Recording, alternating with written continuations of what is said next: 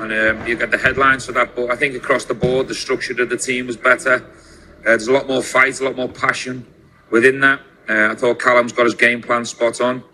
Leeds, I think, will go away from this game full of regret, really, that they never really got going till the second half. And they had one good chance either side of the half, but it's not enough in a semi-final if you want to knock Chelsea out of this cup. Callum now, that's his third game in charge across 2 spells as interim manager. And we were talking just before we had to go to the break and before the interview with Sanchez, with Robert Sanchez. The players pushed him in front of the fans to celebrate with them. And it just seemed to be a bit of unity in a team that had perhaps been struggling for a while. Yeah, because sometimes when you go through a difficult period, something like that can bring you together. I mean, Callum's clearly popular with the players. I mean, it's a meteoric rise. He's gone from semi-professional football, academy football. Now he's manager in Chelsea at Wembley, taking them to an FA Cup final. What I would say, the team, in all of his games in charge, have looked really structured. They're playing for him. He's clearly got a rapport with the players. But what I would say about managers, and Stevie knows a lot better than me, is you can sometimes watch a player for 1 or 2 games and you can go, I like him. I think managers, you have to let him go for like a couple of years before you see what they're true worth. But he's had an impact and he should be really proud of his day's work. Do you think Chelsea fans would be frustrated that they've waited for a good performance like this for a while, or just pleased that they've got to the final? It can be both, I suppose. I was literally just about to say, they will be both. They'll be disappointed and frustrated that it's taken for Chelsea to be at the FA Cup semi-final at Wembley Stadium to see a performance that the fans should be used to seeing. You know, the last 5 games, for example, have been terrible from Chelsea's, from the standards Chelsea have set over the last, I don't even know how many decades.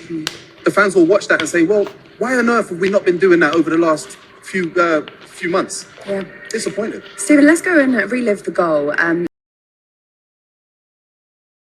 We've been practicing on the training ground.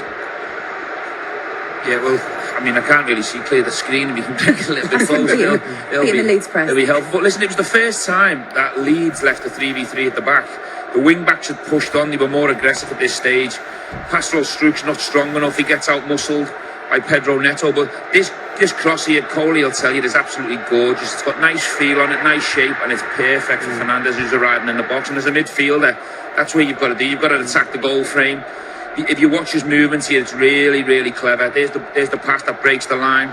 And Neto just has a little look up. There's the feel. Double movements. You head it down. The keeper's got no chance. It's a really good goal. Really good goal. Elite level movement from a midfielder. You get great midfielders who can arrive and score goals, but strikers, that's what you teach them. He sort of sucked Justin into the near post, and the moment Justin he's off his gaze, he's off his shoulder, going to that back post. It's a wonderful ball. And listen, Enzo, like you said, wherever you talk about him, things he says and everything, when he's on the pitch, he does it, and you want him next to him. It was a real good midfield performance today. Jermaine, what about the chances that Leeds had? Will they look back on those and be disappointed that they didn't put some of those away? There are a couple of good ones. Yeah, there were a couple. Not as many as we're used to seeing from a Leeds United team. Especially the very first one. In the first couple of minutes, you have to look at Brendan Aronson. I said that at half-time. When you're closing the goalkeeper down, he almost commits nice and early. So he leaves a little bit of a gap on his left-hand side. That's a lovely, beautiful strike at the beginning of the second half. You have to have a quick glance up, see where the goalkeeper's going. You know where the ball is. You have to keep it, get a nice clean strike on it. That one there, Dominic Calvert-Lewin was absolutely unlucky. Like similar cross in the first half. Neto, great cross. Just need a little bit more direction. Ali was going crazy up there as well. It's funny you should say that. Ali's getting all dramatic up there. Head it back towards that post, centre forwards. I mean, that's the service you dream of, you know? Absolutely, but I'll be honest, I'm not heading it. I'm going for an overhead kick.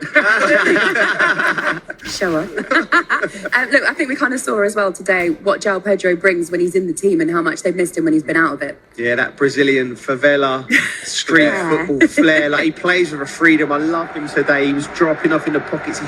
He'd done his centre forward job. He held up the play, and when he got into these positions, he was picking the right passes. They didn't know whether to go with him when he went into the pockets. He's got that. He could have scored there. He could have gone. He could have run in behind. He was such a problem for Leeds. And when he's on song, you see the influence. He's been out the team, and we've looked a little bit off it. When he's back in the team, he's just so much more balanced, Stevie. He was a great focal point today. Lovely mover with the ball. I mean, can you remember the one second half where Cucurella's wrapped one in? Oh my God. And you're thinking as a sense forward, thanks for that. Yeah. It's coming in neck height, and his first touch, it was like well throw. It was absolutely beautiful.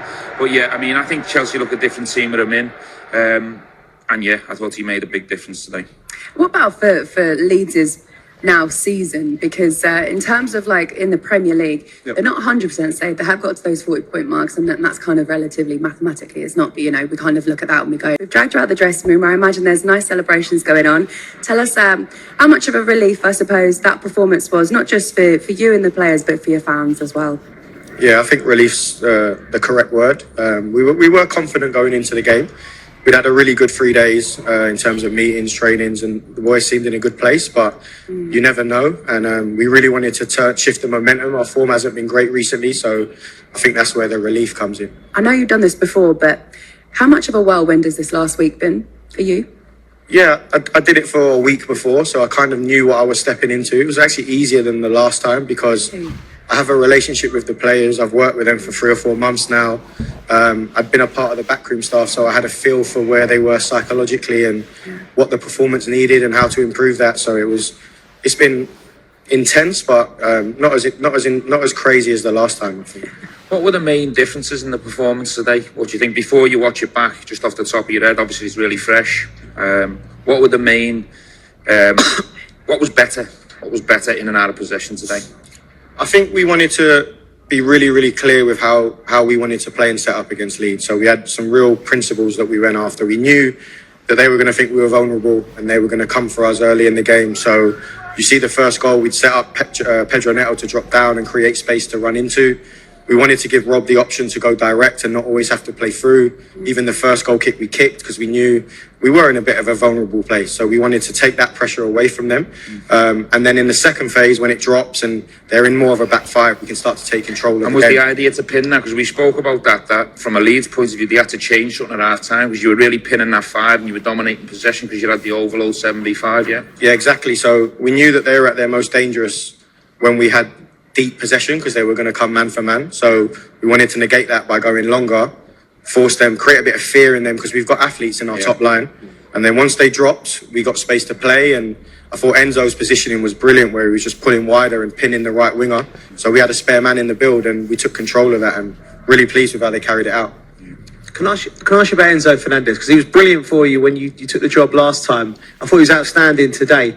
Is it great having a leader like that in your team? He seems like he's one of them sort of players that can he takes what a manager wants and gets it on the pitch. I think it's a really good point. He can definitely do what you want from a tactical perspective. But I think today the most impressive thing about him was when the tactics went out the window and Leeds were on top. He's just a fighter. He's just and we don't have to have the perfect game plan in those moments because he'll run, he'll compete, he'll tackle, he'll drive the players on. So I thought that was what was probably the deciding factor in the game. Yeah, which is often what changes games. Games you can set up tactics as much as you like, and then sometimes it's when it gets scrappy. You need players like that. Can also ask you about Lavia today? 60 minutes in his legs. That's a positive sign for Chelsea. Yeah, massive. He's been coming back slowly. He's had a lot of injuries, obviously. I've known Romeo for a long time. I worked with him 5 years ago at Manchester City, so I know his level, I know his talent. We've also got Andre Santos, so it was a tough call. We've got Dario Sugo. We've got a lot of talent in those positions. Enzo can play there. But I'm really happy for Rom today because it's been tough for him, and I do think in that first half, him and Moy were exceptional. Yeah, I found having somebody like Joao Pedro up top, he gave you lot so much, held the ball up really well when there were tricky passes coming into him. He occupied the 3 centre-halves for Leeds United in the first half especially, and then the 2 in the second half. That must be relieving, just to have somebody like that in your starting 11. Well, you've played there, so you know how important it is, especially against teams like Leeds where they're going to come for you. And I felt like whenever they were aggressive, we had an outlet just to go in. And his quality on bouncing balls or half sets, I thought was exceptional. And he nearly scored a great goal as well, hit the post. So it was really good to have Joao back. But that being said, Liam's done a good job for us over the last 2 games, and it's nice to have 2 that you can rely on. And I just felt like with the way the game was going in the second half that I didn't want to make too many changes, and we stretched Joao for as long as we could. Callum, you've got just under 3 weeks now until the final. You know Man City. You've actually, when you were originally at the beginning, what was it, in January, taking over, you were against Manchester City. You managed to get a draw out of that one as well. So can I almost say, like, you come with a plan? You kind of know Man City aren't this kind of entity that you don't think you can beat. Yeah, you can come with a plan, but they're an unbelievable side. We'll always have a plan for every game we play. so will the opponents, and they're an exceptional side in really good form. So it's going to be a massive challenge, but I think there's something about this group that the bigger the game, the tougher the opponent and the circumstance, they seem to raise their level. We saw that against PSG in the Club World Cup. We've seen that numerous times this year. So we need to get the plan right, but also, like I said, that you can't always get that right against top teams. So it's more about the character as well. Okay, Callum, we'll let you go. Congratulations. Well done. You're into the final of the FA Cup. Brilliant performance from you and your team today as well. Well done. We're going to look ahead to that final now with our three pundits and let Callum go and enjoy that. I thought that was a really insightful interview, actually. I really enjoyed that, Joe. Yeah, listen, like you said, it is meteoric. It is, there's no one way, there's no fixed way to get to the top in your profession, in any profession, particularly football. So you got to think, he's there, he's in the seat. He could be managing Chelsea in an FA Cup final. Yeah. Do you know how privileged that is and what a position that is? And then he would have been dreaming of it for when he started his coaching career. And he's got a group of players. Listen, Manchester City, they are the big bad wolves at the moment. They are the team to beat. But he's right. Chelsea have turned up in big games. If anything, this group of players, when they get that little bit of fear in them, Stevie, they seem to they grow. Some players can do, some groups of players can do it against everyone. Some groups of players need to get a bit of fear in their bones, and I think Manchester City will certainly do that. And you never know. You never know on a day. I think anything could happen.